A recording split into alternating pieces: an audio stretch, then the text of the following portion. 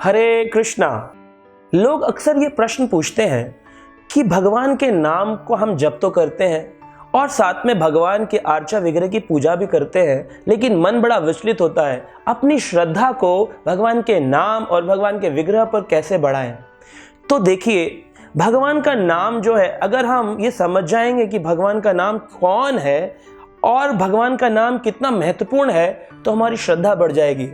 उदाहरण स्वरूप में मान लीजिए, जैसे आज आपके एरिया का एक चीफ मिनिस्टर आकर के आप ही के घर के पड़ोस में बैठा हो, लेकिन आपको ये पता ना हो कि ये चीफ मिनिस्टर है, तो फिर क्या होगा? आप उस व्यक्ति के पास जाएंगे और जाकर के बैठ जाएंगे एक साधारण व्यक्ति समझ करके।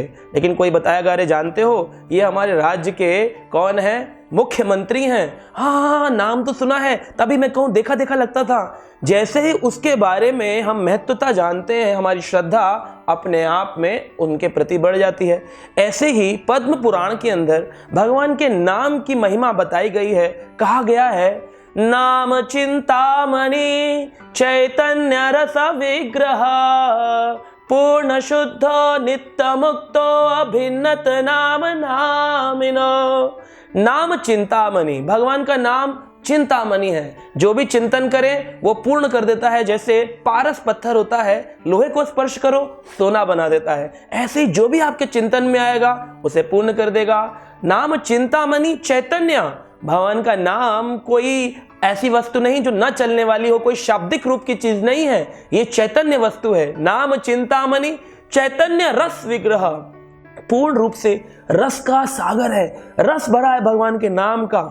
भगवान के नाम में भगवान का रस ही रस पूर्ण भरा है। आप देखिए, नाम चिंतामणि चैतन्य रस विग्रह पूर्ण शुद्ध हो, सुनने वाले को भी शुद्ध कर देता है, तो खुद में अपने आप में कितना शुद्ध है। पूर्ण मुक्त हो, भगवान का नाम किसी भी चीज के ऊपर निर्भर नहीं है। आप इसीलिए देखेंगे भगवान के हरे कृष्ण महामंत्र के अंदर आगे कोई ओम नहीं है, पीछे कुछ स्वाहा नहीं है, जैसे अनेक मंत्रों में होता है, क्योंकि ये हरे कृष्ण महामंत्र भगवान का नाम, जिसमें हरे कृष्ण और राम तीन भगवान के नाम है, ये पूर्ण रूप से शुद्ध है, पूर्ण रूप से मुक्त है। इसको किसी सर्ग विसर्ग की या फिर प्रीफिक्स सुफिक्स की आवश्यकता नहीं है, ये पूर्ण रूप से मुक्त है। और क्या है? अभिन्नत नाम नामिनो, कृष्ण में और कृष्ण के नाम में कोई भेद नहीं है। जैसे अगर मुझे प्यास लगे, मैं बोलूं मुझे पानी चाहिए पानी चाहिए पानी चाहिए, तो शायद मेरी प्यास ना बुझे। लेकिन अगर मैं कृष्ण का दर्शन करना चाहता हूं और मैं कहता हूं कृष्ण कृष्ण कृष्ण, तो मुझे साक्षात रूप से कृष्ण का दर्शन होगा।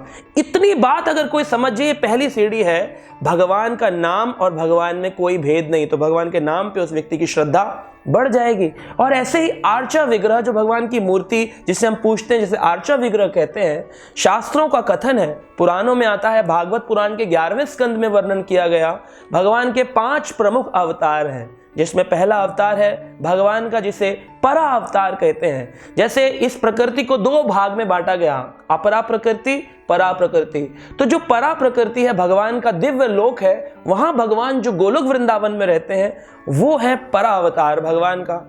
लेकिन जब हम देखते हैं भगवान का दूसरा अवतार क्या है, भगवान भक्तों पर कृपा करने के लिए चतुर्व्यूह रूप में अपना प्राकट्य करते हैं, संकर्षण, प्रद्युम्न, अनिरुद्ध और वासुदेव।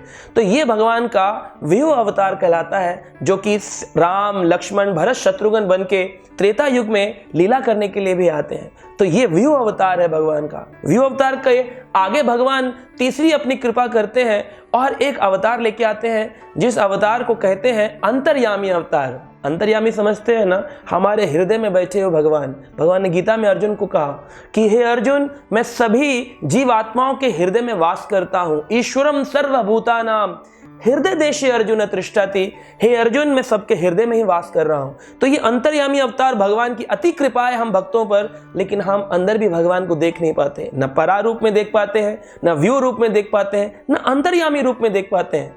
तो भगवान कहते हैं, अब मैं क्या करूं? हे राधा रानी, ये भक्त कब मेरी ओर उन्मुख होंगे?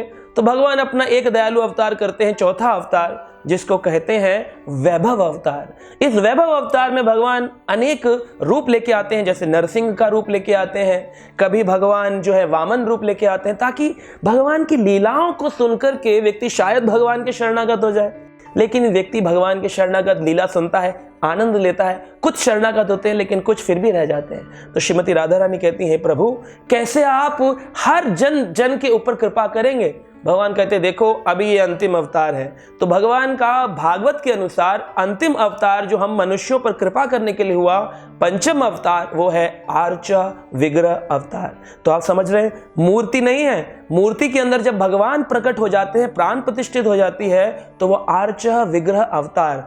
तो अगर हम ये जानते हो कि भगवान का अवतार है, हमारी श्रद्धा ऑटोमेटिकली बढ़ जाएगी।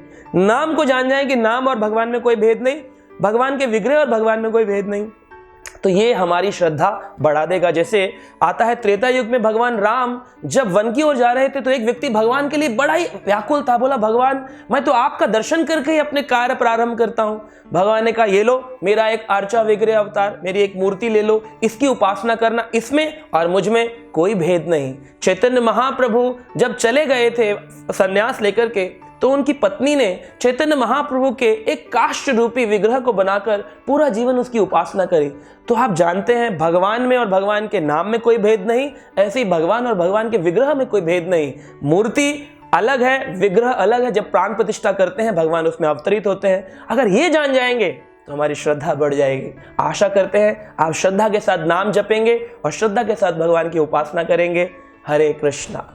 ऐसे ही और भक्तिमय कार्यक्रमों के लिए देखिए हरे कृष्णा टेलीविजन। इसे प्राप्त करने के लिए आप अपने केबल अथवा DTH ऑपरेटर से संपर्क करें तथा और अधिक जानकारी के लिए आज ही डायल करें 8767 845 845।